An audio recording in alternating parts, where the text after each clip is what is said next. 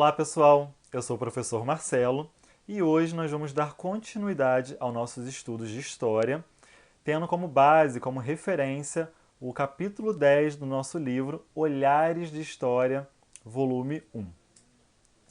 Esse capítulo ele vai tratar da expansão europeia. Como aconteceu essa expansão europeia? Vamos pensar juntos. O que levaria um europeu final do século XV, início do XVI, se lançar no mar, né, no desconhecido, e ir para terras onde os europeus ainda não tinham chegado e nem sabiam que existiam. Então, o que levou? Quais foram os fatores políticos, os fatores econômicos, que levou o europeu a se lançar no mar, às grandes navegações e fazer, né, o que nós chamamos de expansão europeia? Bem, nós vamos hoje focar no item 2 do livro, que fala sobre a formação das monarquias centralizadas na Europa. Então, vamos falar da formação do primeiro reino, do primeiro Estado nacional, que é o português, né, a primeira monarquia absolutista, que foi a dinastia de Avis, em Portugal, já no final do século XIV. Mas para a gente entender esse contexto, para a gente chegar, né, entender como Portugal foi o pioneiro a se lançar no mar, nós temos que voltar lá no século oito, perdão. Eu tenho aqui o mapa, né, da Europa na minha mão, para a gente poder ilustrar. Então, nós vamos focar essa aula na Europa Ocidental, no lado ocidental da Europa, basicamente na Península Ibérica, que é esse braço da Europa no Oceano Atlântico, que se encontra com a África, né, pelo Estreito de Gibraltar, e tem os países de Portugal e Espanha, fazendo fronteira a Espanha com a França, que é muito importante entendermos essa fronteira, né, de Espanha com França, porque algumas alianças com os reinos franceses vão ser importantes para essa consolidação de Portugal, para na Revolução, já vi, e Espanha e França elas estão separadas apenas aqui pelos Pirineus, né? Basicamente aqui é o reino da Catalunha e aqui já está a França, já os Pirineus fazendo essa divisão e aqui está Portugal. Bem, então voltando lá no século VIII, entre o século VIII e o século XV, a Península Ibérica viveu batalhas sangrentas, presenciou muitas batalhas, muitas lutas contra os cristãos e os muçulmanos. Aqui merece um ponto de atenção que muçulmanos é diferente de árabe. Muitas pessoas confundem muçulmanos com árabes. Vale ressaltar que muçulmanos são aqueles que praticam a religião islâmica. Então, podem ser de várias etnias, de vários povos que praticam a religião muçulmana, são os islâmicos. Já os árabes é uma etnia, é um povo. Em que pese o islamismo ter nascido, né, no povo árabe, não é restrito do árabe. Ou então, árabe e muçulmano são coisas diferentes, porque existem também árabes cristãos, como existem árabes muçulmanos, ok? Então, a Península Ibérica ela tinha sido ocupada por esses muçulmanos que vieram do norte da África e invadiram a Península Ibérica, empurrando os reinos católicos para o norte. Então, aqui no norte da Península Ibérica, até o século VIII, haviam basicamente 4 reinos chamados reinos católicos, que era o reino de Leão, o reino de Navarra, o reino de Castela e o reino de Aragão. Bem, esses reinos vão se juntar e vão começar essas batalhas, como eu já falei, batalhas sangrentas que duraram basicamente até o século XV, para reconquistar a Península Ibérica. Bem, no ano de 1096, o reino de Leão, que na época o seu rei era Afonso VI, ele se associa, como eu falei, com os reinos franceses para poder ajudar nessa expulsão dos árabes até o sul. Lembrando que a última região da Espanha, da Península Ibérica, na época não tinha Espanha, né? Cuidado com o anacronismo. né? A última região da Península Ibérica foi a região de Granada, onde hoje nós temos o famoso e um dos monumentos mais visitados da humanidade, que é o Palácio de Alhambra. Né? Com sorte eu já pude visitar, já estive nessa região, e realmente é um palácio muito bonito, onde nós tivemos lá vários tipos de intervenções arquitetônicas de árabes, de mouros, católicos, enfim. Realmente é um palácio, é um complexo palaciano, com igrejas, é muito lindo. Realmente uma experiência única. E essa arte moçárabe, ela realmente ressalta aos olhos, porque é alguma coisa muito marcante dessa região de Granada. Bem, voltando para nossa aula, né, deixando essa dica cultural de viagem, que geralmente todo mundo que é apaixonado por história gosta muito de viajar, porque viajando a gente descobre e visualiza, né, esses lugares. Então, lá em 1096, o Afonso VI de Leão, ele, com apoio dos nobres franceses, eles ganham mais algumas batalhas contra os muçulmanos. E em agradecimento a esse apoio que eles têm, ele dá um condado, que é o condado de Portucale, a Henrique de Borgonha. Esse condado de Portucale, ele estava ali no sul de Leão, né? Como eu mostrei no mapa, Leão era o reino mais ao Atlântico, mais ao ocidente da Península Ibérica, e esse condado estava ali embaixo. Então ele dá esse condado para Henrique de Borgonha, e esse condado passa a ser vassalo do reino de Leão.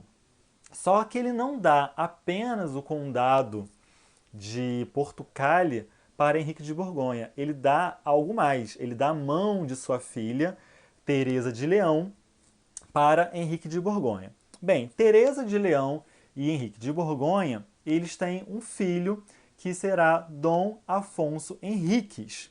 Vale lembrar que o nome de Dom Afonso Henriques é uma homenagem a seu avô, Dom Afonso de Leão, e seu pai, Henrique de Borgonha.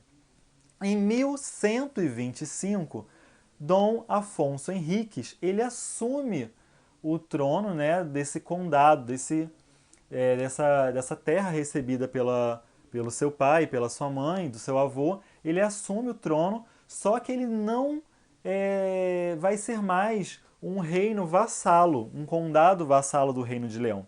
Quando Dom Afonso Henriques assume, ele declara a autonomia, formando aí o Reino de Portugal.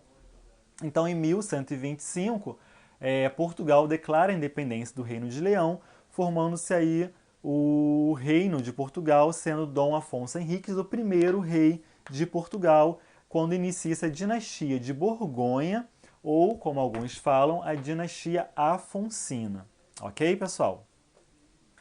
Eu peço que vocês anotem todas essas datas, esses nomes e façam um quadro mental. É muito importante sabermos estudar. Não é indicado decorar essas datas, esses nomes. Fiquem tranquilos, ok? Eu só peço que vocês entendam a dinâmica do que está acontecendo. Bem, até aqui, ok? Então temos a dinastia de Borgonha reinando em Portugal como a primeira dinastia. E que vai esse reinado dessa dinastia de Borgonha até 1380, lá no século XIV. Então avançamos até quase o final do século XIV, em 1380, quando quem está reinando em Portugal pela dinastia de Borgonha é Dom Fernando I. Bem, Dom Fernando I é casado com Dona Leonor Teles. Dona Leonor Teles e Dom Fernando I, eles não têm nenhum filho homem. Eles apenas têm como descendente Dona Beatriz. Dona Beatriz, ela foi dada em casamento a Dom João I, que era, naquele momento, rei de Castela. Não confundir Dom João I, rei de Castela, com o nosso Dom João I, ok? Os nomes são parecidos, se repetem, mas vamos entender quem é cada um. Então, Dom João I de Castela está casado com Dona Beatriz. Quando Dom Fernando morre, ele não tem um sucessor homem, então Dona Leonor Teles passa a ser a regente, e ela seria a regente até que Dona Beatriz e Dom João I de Castela tivessem um filho, e esse filho tivesse 14 anos, ela passaria a coroa para esse filho. Então, o que é regente? Né? Vamos abrir aqui um parênteses. O regente é aquele que vai reinar de forma provisória até que realmente um titular do trono ele possa assumir o trono, que seria então o filho de Dona Beatriz com Dom João I de Castela. Mas Dona Leonor, ela resolve não esperar esse filho, esse neto, né, fazer 14 anos. O que ela faz? Ela coroa a sua filha, Dona Beatriz, e isso causa uma reação lá em Portugal, porque Dona Beatriz estava em Castela. Então, a burguesia, a nascente burguesia ali de Portugal, né, que já tínhamos ali já um comércio iniciando, e o próprio povo, ele não concorda, com medo de perder o quê? A autonomia de Portugal. Então eles pensam, como é que vai ficar a questão do comércio? Vamos perder nossa autonomia? Vamos virar vassalos do reino de Castela? A nobreza, ela não se incomoda, ela fica muito tranquila, porque para a nobreza o status era mais importante. Então ela estava muito preocupada quem seria o rei. Mas o povo e a burguesia estavam preocupados. Bem, então, nesse contexto de Dona Beatriz recebendo a coroa de Dona Leonor, em 1383, Dom João, mestre de Avis, aí surge outro Dom João, mestre de Avis, ele resolve fazer uma revolução, porque ele também não concorda com essa passagem da coroa. Vale lembrar, agora é aquele momento, né, que as pessoas gostam muito, que são os bastidores das vidas, né, dos monarcas, dos reis, dos príncipes. Dom João, mestre de Avis, ele resolve assassinar, ele mata João Fernandes de Andeiro, que era o conde de Andeira. O conde de Andeira, ele era o amante de Dona Leonor Teles. Então o mestre de Avis mata o amante de Dona Leonor como uma represália, uma retaliação a esse ato dela, que ela fere a lei portuguesa, né, de esperar até os 14 anos do herdeiro ao trono para assumir, e coroa sua filha. Então, como uma retaliação, ele mata esse amante de Dona Leonor. E aí mais um fato muito importante e muito interessante. Dom João, mestre de Avis, ele era filho ilegítimo, ou seja, um filho bastardo de Dom Pedro I de Borgonha, que era o pai de Dom Fernando I. Ou seja, ele e Dom Fernando eram irmãos, mas irmão bastardo. Outra questão que eu gosto de ressaltar, para que vocês não confundam, é que Dom Pedro I de Borgonha, ele não é o nosso Dom Pedro I, ok? O nosso Dom Pedro I aqui no Brasil, ele era o Dom Pedro IV lá em Portugal. Ele não foi o primeiro Dom Pedro. Ele foi o primeiro Dom Pedro no Brasil. Em Portugal ele era o quarto. Então o Dom Pedro I em Portugal é esse rei da dinastia de Borgonha, pai de Dom Fernando I, ok? E também pai de Dom João, mestre de Avis, mas sendo um filho bastardo. Então Dom João ele começa uma revolução que durou de 1383 a 1385. Ele vai ter o apoio da população, do povo de Portugal, mais a burguesia de Portugal.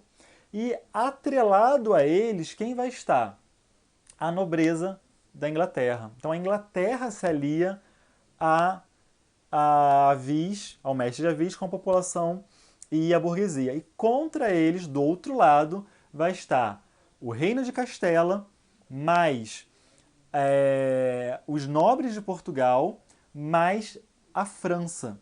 Então reparem que de um lado está Castela, com a França, do outro lado está Avis e a população de Portugal com a Inglaterra. Por quê? Porque nesse contexto já estava ali acontecendo a Guerra dos 100 Anos entre a Inglaterra e a França. Então era importante para a Inglaterra e França, França que faz fronteira com a Espanha ali pelos Pirineus, Inglaterra que está ali em cima da Península Ibérica, no Atlântico, ter aliados nessa Guerra dos 100 Anos. Bem, em que pese Castela ser muito mais militarizada do que a população e a burguesia portuguesa, e ter do seu lado os nobres de Portugal mais a França, Castela perde a guerra. Dona Beatriz ela perde a guerra junto com seu esposo Dom João de Castela. E o povo e a burguesia, mais o mestre de Avis, eles ganham essa revolução e no dia 14 de agosto de 1385, na batalha conhecida como Batalha de Ajubarrota, a Revolução de Avis sai vitoriosa e Dom João ele é coroado, então, o primeiro rei agora do Estado Nacional de Portugal.